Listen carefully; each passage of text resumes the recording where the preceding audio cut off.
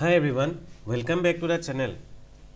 তোমালোকৰ বোৰ্ডৰ final exam আৰু বেছি টাইম নাইকিয়া অলপ টাইমৰ পিছতে তোমালোকৰ কি হ'ব বোৰ্ডৰ এক্সাম আহি আছে সো মই তোমালোকক বেষ্ট অফ লাক উইশ কৰিবৰ কাৰণে আহিছিলোঁ কিন্তু ভাবিলোঁ কি তোমালোকক লাষ্ট মোমেন্টক যদি পাৰো কিবা এটা হেল্প কৰিবলে তোমালোকৰ কাৰণে সো মই ইলেক্ট্ৰোকেমিষ্ট্ৰি চেপ্টাৰটোৰ ইম্পৰ্টেন্ট কিছুমান কোৱেশ্চন ইয়াতে লৈ আহিছোঁ যোনবোৰ প্ৰিভিয়াছ ইয়াৰত সুধি আছিলে আৰু ইয়াৰ পৰা যদি তোমালোকৰ সবতকে ইম্পৰ্টেন্ট বুলি ক'ব পাৰা ইলেক্ট্ৰোকেমিষ্ট্ৰি ফাৰাডেজ ল হয় সো ফাৰাডেজ লজৰ মই এটা নিউমেৰিকেলো লৈ আহিছোঁ এটা ন দুটা নিউমেৰিকেল লৈ আহিছোঁ আৰু লগতে কিছুমান যোনবোৰ সেলৰ ৰিএকচন থাকে সেই ৰিএকচনটো আৰু কোৰোজনৰ ৰিএকচনটো যোনটো এটা ইম্পৰ্টেন্ট টপিক হয় সো লাষ্ট মোমেন্টক মই ভাবিছোঁ তোমালোকক কিবা এটা হেল্প কৰিব পাৰো যদি এই হেল্পটো কৰি দিও আৰু তোমালোকে সবে এক্সাম ভালকে লিখি আহিবা একো তোমালোকে টেনচন ল'ব নাই তোমালোকে প্ৰিপেয়াৰ কৰিছা তোমালোকে পঢ়িছা অলৰেডি তোমালোকৰ এতিয়ালৈকে এবছৰ তোমালোকে যদি ভালকে 5 মাহ হলো যদি পঢ়িছা বা 4 মাহ হলো পঢ়িছা তেন্তে তোমালোকৰ প্ৰিপাৰেচন হৈ আছে বুলি মই ধৰিম ঠিক আছে ন আৰু কেমিষ্ট্ৰিটো এটা বহুত ধুনিয়া সাবজেক্ট হয় তোমালোকে ভাল মাৰ্ক স্কোৰ কৰিব পাৰিবা সো পজিটিভ হৈ পেলাই তোমালোকে ধুনিয়াকে যোনটো কোৱেশ্চন জানা হেতু কোৱেশ্চনৰ পৰা ধুনিয়াকে ষ্টাৰ্ট কৰি গলে হ'ল আৰু অলপমান গৈ পেলাই ঠাণ্ডা মগজৰে ধুনিয়াকে কোৱেশ্চন পেপাৰখন পঢ়ি যাবা ঠিক আছে ন কোৱেশ্চন পেপাৰখন পঢ়ি যাবা সবৰ এক্সাম ভাল হ'ব আৰু এক্সাম দি আহি পেলাই মোক জনাবা কেনেকুৱা হল তোমালোকৰ এক্সাম আৰু কমেন্ট সেকশনতো জনাবা মোৰ তেতিয়া ভাল লাগিব ঠিক আছে ন সো লাষ্ট তোমালোকৰ ইলেক্ট্ৰোকেমিষ্ট্ৰি কাৰণে মই কেইটামান কোৱেশ্চন লৈ আছো এইকিটা কোৱেশ্চন চাই যাবা ন এটা ফাৰ্স্ট কোৱেশ্চনটো চাই ল ফাৰ্স্ট কোৱেশ্চনটো কি লিখা আছিল how much hydrogen in grams will be liberated if 1 farad electricity is passed through acid water ঠিক আছে ন কোৱেশ্চনটো কি কৈছে তোমালোকৰ এসিড ওয়াটাৰত মানে তোমালোকৰ ইয়াতে ওয়াটাৰ আছিল ওয়াটাৰত আমি অলপমান এসিড ঢালি থৈ দিয়া আছিল ইয়াতে HCl ঢালি দিছিলো সো HCl যেতিয়া আমি পানীত ঢালি দিম এই পানীত গৈ পেলাই ভাগি যাব পানীত ভাগি পেলাই তোমালোকৰ কি বনি যাব H+ আৰু Cl- বনি যাব এটা খুদিছে কি তোমালোকৰ কিমান ইয়াতে হাইড্ৰোজেন ইন গ্ৰামছ লিবাৰেট হ'ব if 1 farad electricity is passed through acid water তোমালোকে ইয়াত যদি 1 farad electricity pass যদি কৰা তেতিয়া তোমালোকৰ কিমান এই হাইড্ৰোজেনটো ৰিডিউস হৈ পেলাই তোমালোকৰ হাইড্ৰোজেন গ্যাস বনাব হেতু তোমালোক খুদিছে সো তোমালোকৰ এটা ৰিডাকশন ৰিঅ্যাকশনটো লিখিব লাগিব হাইড্ৰোজেনৰ কাৰণে কি আছিল তোমালোকে জানা twice H+ plus 2 electron gives us hydrogen gas ঠিক আছে ন তোমালোকৰ ৰিডিউস হৈ পেলাই এটো পাবা এটা 2 moles of electron 2 mole ইলেক্ট্ৰনৰ পৰা তোমালোকে 2 গ্ৰাম পোৱা ঠিক আছে ন আৰু 2 mole মানে কিমান হয় 2 ফাৰাডে হয় 2 ফাৰাডে পৰা তোমালোকে কিমান পাই আছে 2 গ্ৰাম পাবা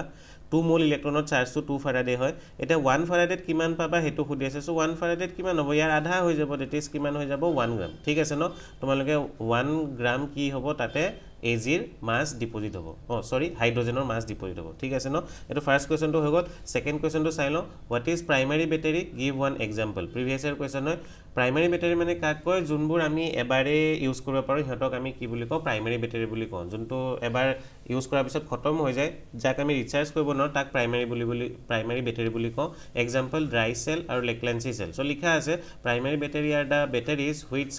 can be used only once that is it cannot be recharged tak ami aru recharge koribo nor recharge kori pele use koribo nor thik ase to second question hoy gol third question to sai lo the chemistry of corrosion of iron is essentially an electrochemical phenomenon তোমালোকৰ যোনটো আমাৰ corrosion হয় that is in case of iron হেতু আমি lasting বুলি কও এটো lasting তো আমাৰ এটা কি হয় ইলেক্ট্ৰোকেমিক্যাল ফেনোমেনন হয় যদি ইলেক্ট্ৰোকেমিক্যাল ফেনোমেনন হয় তেন্তে তাত অক্সিডেশন আৰু ৰিডাকশন ৰিঅ্যাকশন হ'বই এতিয়া তোমালোক খুদিছে explain the reactions occurring during the corrosion of iron in the atmosphere আমাৰ কোনটো ৰিঅ্যাকশন হয় হেতু খুদিছে সো মানে তোমালোক লাষ্টৰ এই ৰিঅ্যাকশনটো খুদিছে কিন্তু গুটেকিটা ৰিঅ্যাকশনে ইম্পৰ্টেন্ট হয় কেতিয়াবা তোমালোকৰ ৰাস্টিংৰ কেছতো তোমালোক কি খুদিব পাৰে right da chemical equation involved in rusting so তেতিয়া তোমালোকে গুটেখিনি লিখিব লাগিব এতিয়া atmospheric oxidation কাৰণে এটো লিখিব লাগে কিন্তু মই তোমালোকক গুটেকিটা ইয়াতে ৰিঅ্যাকশনটো মই কৈ দিছো এফালৰ পৰা হা চাই লো হা so rusting is an electrochemical phenomenon rusting এটা electrochemical phenomenon হয় that occurs in presence of water and air কাৰ প্ৰেজেন্সত হয় আমাৰ এটমস্ফিয়াৰত তো কি থাকে অক্সিজেন থাকে আৰু লগতে এটমস্ফিয়াৰত কি থাকে আমাৰ ওয়াটাৰ ময়েশ্চাৰ থাকে আমাৰ ইয়াতে হেই কিটাৰ প্ৰেজেন্সত আমাৰ কি হয় আইৰণটোৰ অক্সিডেশন হয় এটা সোহা অক্সিডেশন যদি হয় আইৰণৰ ফাৰ্ষ্টতে তোমালোকৰ কি হ'ব আইৰণে দুটা ইলেক্ট্ৰন লস কৰি তোমালোকৰ Fe2+ বনাব ঠিক আছে ন Fe2+ বনিব এতিয়া নেক্সটত কি হ'ব আমাৰ এই যোনটো ৰিডাকশ্যন কাৰ হ'ব তোমালোকৰ আমাৰ এই অক্সিজেন গেছৰ আমাৰ ৰিডাকশ্যন হ'ব সো অক্সিজেন গেছৰ যেতিয়া ৰিডাকশ্যন হ'ব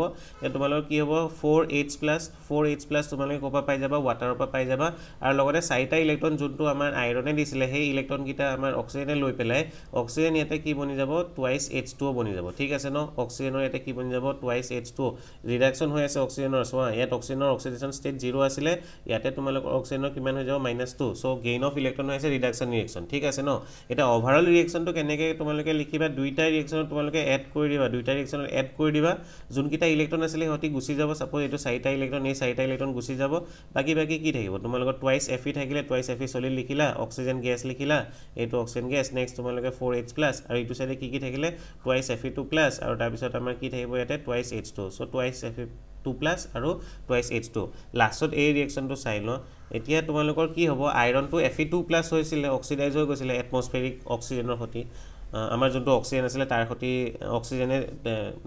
তাৰ ইলেক্ট্ৰনটো লৈ পেলাই অক্সিডাইজ কৰিছিলে তাৰপা ফাৰ্দাৰ আৰু এবাৰ অক্সিডাইজ হয় তোমালোকৰ যেতিয়া কেতিয়া হ'ব যেতিয়া তোমালোকে ওয়াটাৰ আৰু অক্সিজেন আকো আমাৰ যেতিয়া এটমস্ফিয়াৰত থাকে হিয়তি আহি আকো আইৰন 2+ টো কি কৰে অক্সিডাইজ কৰি পেলাই Fe2O3 বনাই দিয়ে Fe2O3 বনাই দিয়ে এটো অক্সিডাইজ হৈ আছে হা ইয়াতে তোমালোকৰ আইৰণৰ অক্সিজেন ষ্টেট কিমান আছিল +2 ইয়াতে যদি উলাই পেলাই সোৱা আইৰণৰ অক্সিজেন ষ্টেট কিমান পাবা +3 পাবা সো +2 পৰা +3 যদি হৈ আছে it is loss of electron আমি হেতু কি বুলি কম আকো এবাৰ ফাৰ্দাৰ অক্সিডাইজ হৈ আছে বুলি কম সো লাষ্টত আল্টিমেট আমাৰ যোনটো প্ৰডাক্ট হ'ব ইট ইজ Fe2O3 পাওঁগে আমি আইৰন অক্সাইড পাওঁ Fe2O3 পাওঁগে ঠিক আছে ন এটো এটা ইম্পৰ্টেন্ট হয় হা ইম্পৰ্টেন্ট হয় তোমালোকে ভালকে এবাৰ এইকিটা ৰিয়েকচন মনত ৰাখি পেলাই গলেই হ'ল ন অক্সিডেশন টু ৰিডাকশন টু দুটা এড কৰি দিলা আৰু লাষ্টত এই এটমস্ফিয়াৰিক অক্সিডেশন এটো হয় বুলি মনত ৰাখি লবা এবাৰ প্ৰেক্টিস কৰি লবা ঠিক আছে ন লাষ্ট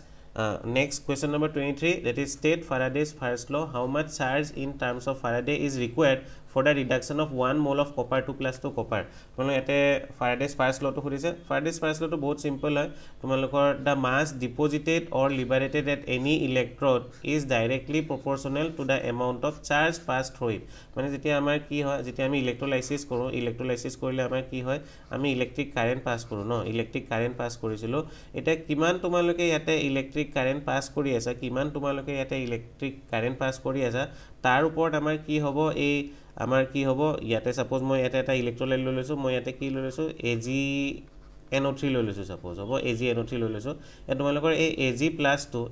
টো গৈ কোড ডিপোজিট হ'ব তোমালোকৰ যত আমাৰ পজিটিভ চাৰ্জ আছে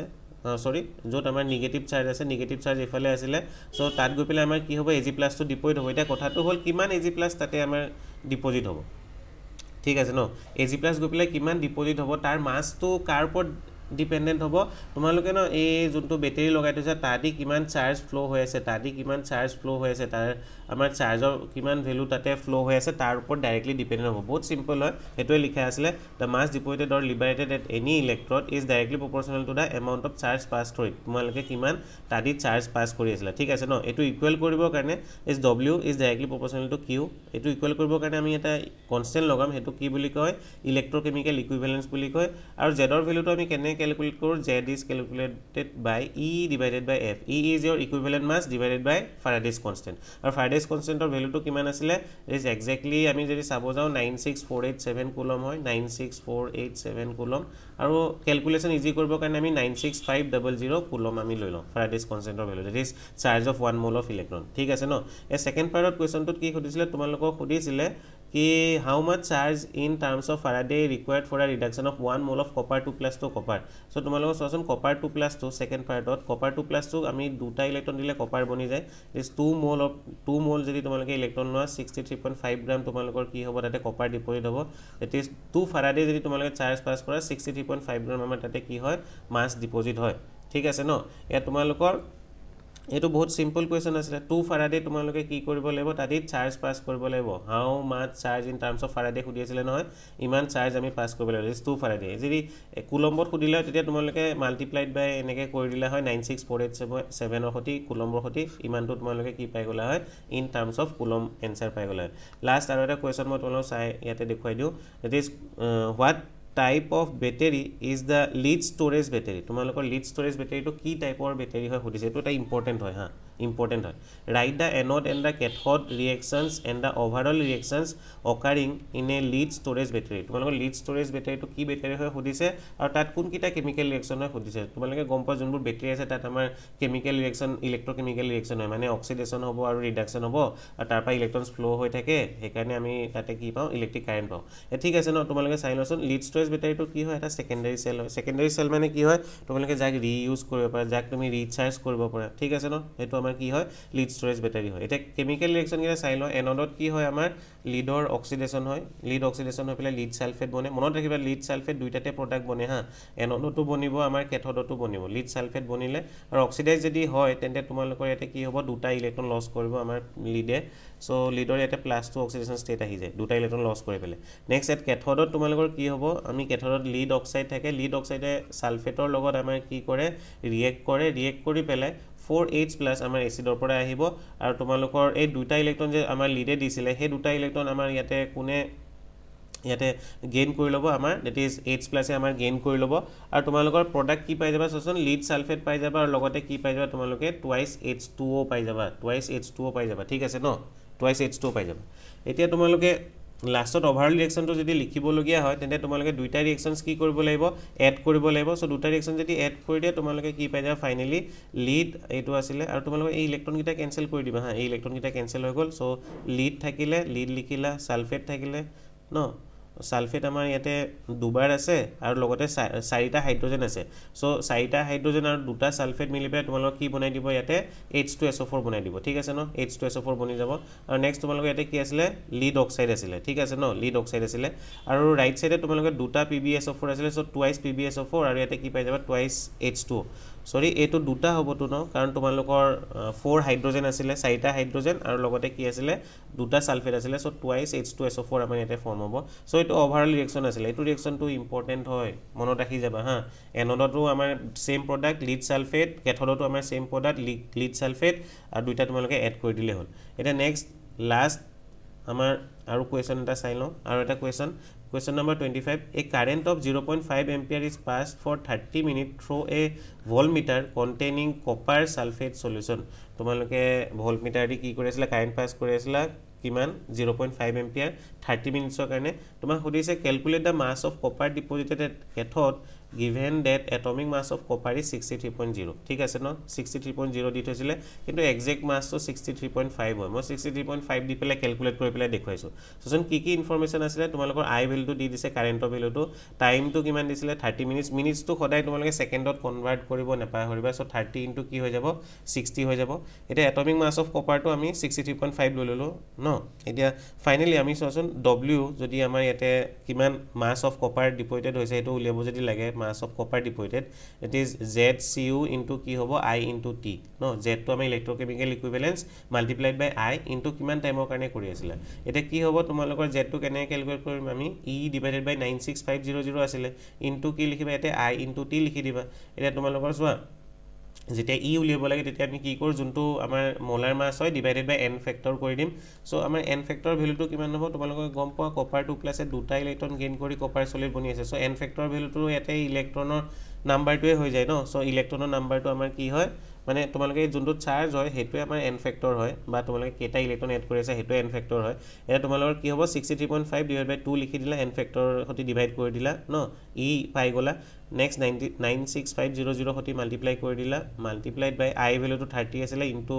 60 তোমালোকে সেকেন্ডত কনভাৰ্ট কৰি আৰু টাইমৰ ভ্যালুটো তোমালোকে 0.5 দি দিলা সো এটোটা মাল্টিপ্লাই কৰি ওপৰত তোমালোকে 57150 পাবা তলত 193000 পাবা সো সলভ কৰিলে 0.29 গ্ৰাম পাবা এটো এটা ইম্পৰ্টেন্ট নিউমেৰিকেল হয় তোমালোকে সাবা ভালকে সাবা এনেকুৱা ধৰণৰ কোৱেশ্চনে পাবা তোমালোকে তাত যদি ফাৰাডেজ লৰ পৰা যদি তোমালোকক কোৱেশ্চন খুদে লাষ্ট আৰু এটা কোৱেশ্চন মই তোমালোকে ইয়াতে সলভ কৰি থৈ যাওঁ last মোমেন্টত a current of 1.50 ampere was passed through an electrolytic cell containing AgNO3 solution গুটেকিটা ফাৰাডেজ ফাৰ্স্ট লৰ পৰা কোৱেশ্চন খুদি আছে with inert electrode asile the mass of silver deposited in cathode was 1.50 gram how long did the current flow তোমালোক কিমান টাইমলৈকে current flow কৰি আছে হেতু খুদি তোমালোক ন কাৰেন্ট খুদি আছে ন তোমালোক কি দি আছিল তোমালোক ইয়াতে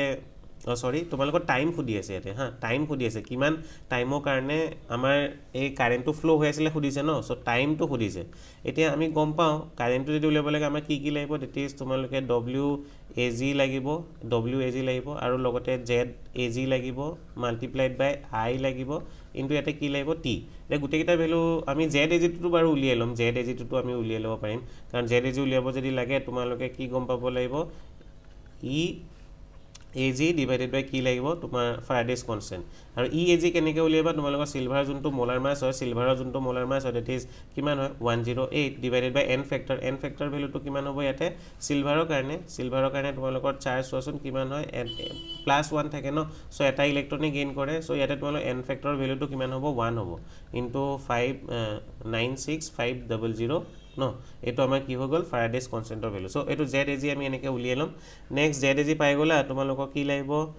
WAG to diye ase WAG kiman diye asile tumalokor value to that was your 1.5 gram no ar ZAG value to ami pai golo kiman ase 108 aru 1 into 96500 multiplied by tumalokor yate current কিমান আছিলে 1.5 আছিলে into time so টাইমটো উলিয়াব লাগে অলপমান ৰিএৰেঞ্জ কৰি পেলাই তোমালোকে যদি কোৱেশ্চনটো সলভ কৰা তোমালোকে ভ্যালুটো কিমান পাই যাবা that is 893.5 সেকেন্ড সো এটো ইয়াত লিখা আছিল হা মই দেখুৱাই দিছো Ag plus এটা electron that is 1 mole electron যদি গেইন কৰে 108 গ্ৰাম ডিপোজিট হয় সো weight of silver কিমান আছিলে তোমালোকৰ ডিপোজিট হোৱা 1.5 গ্ৰাম আছিলে যেটা তোমালোকে কাৰেন্ট পাস কৰি আছিলা 1.5 এম্পিয়াৰৰ এতিয়া WAG is equal to ZAG into I into T লিখিলো এটা আমাক যে T লাগে that will be WAG তলত কি হৈ যাব আমাৰ এই ZAG আহি যাব আৰু তলত কি হৈ যাব I আহি যাব কাৰণ টেম্পাৰেচাৰ টাইমটো মই এটা জায়গা ৰাখি লইলো এটা তোমালোকৰ গুটেকিটা ভ্যালু পুট কৰি দিয়া পুট কৰি পেলাই তোমালোকে সলভ কৰা 893.5 সেকেন্ড পাবা ঠিক আছে ন তোমালোকৰ মই যিমান পাৰো হেল্প কৰিলো ন যিমান পাৰো হেল্প কৰিলো এটা কথা মই ইয়াতে তোমালোকক কৈছো কি যদি তোমালোকৰ সেম কোৱেশ্চন নোপোৱা আহি পেলাই মোক ইয়াতে দুখ নিদিবা কাৰণ মই যিমান পাৰো তোমালোকক ইয়াতে হেল্প কৰিবৰ কাৰণে চেষ্টা কৰিছো যিমান মোৰ পুৰণা হ'ব যিমান মই ইয়াতে কন্টেন্ট বনাই গৈ থাকিম তোমালোকৰ তিমানে তোমালোকে ইয়াতে কমন পোৱা চান্স পাবা ঠিক আছে ন কমন অহা চান্স পাবা কোনো এজন টিচাৰে তোমালোকক ক'ব নোৱাৰে কি কোনটো কোৱেশ্চন আহিব ঠিক আছে ন কোনটো কোৱেশ্চন আহিব কোনো 100% কে ক'ব নোৱাৰে আৰু কেতিয়া প্যাটাৰ্ন চেঞ্জ হৈ যায় হেতু আমি গম নেপাও ঠিক আছে ন সো তোমালোকে একো ভয় খাই নাথাকিবা তোমালোকে পঢ়ি গৈছা যোনখিনি পঢ়ি গৈছা ধুনিয়াকে লিখিবা আৰু মা দেউতাৰ কথা অলপমান ভাবিবা আৰু টিচাৰ্ছৰ কথা অলপমান ভাবিবা যোনে তোমালোকক পঢ়াইছিলে আৰু ভালকে ভগৱানৰ নাম লৈ পেলাই তোমালোকে কি কৰিবা এক্সাম লিখা ষ্টাৰ্ট কৰিবা ঠিক আছে ন সো আকৌ লগ পাম তোমালোকক বহুত সোনকালে আৰু যিমান পাৰো নেক্সট এক্সামৰ কাৰণে মই তোমালোকক হেল্প কৰিবৰ কাৰণে চেষ্টা কৰিম বেলেগ টিচাৰ্ছক আমি ইয়াতে হায়াৰ কৰি হলো তোমালোকক পঢ়াবৰ কাৰণে চেষ্টা কৰিম ঠিক আছে ন সো এইটো ভিডিওটো ইয়াতে ৰাখিছো আকৌ লগ পাম ধন্যবাদ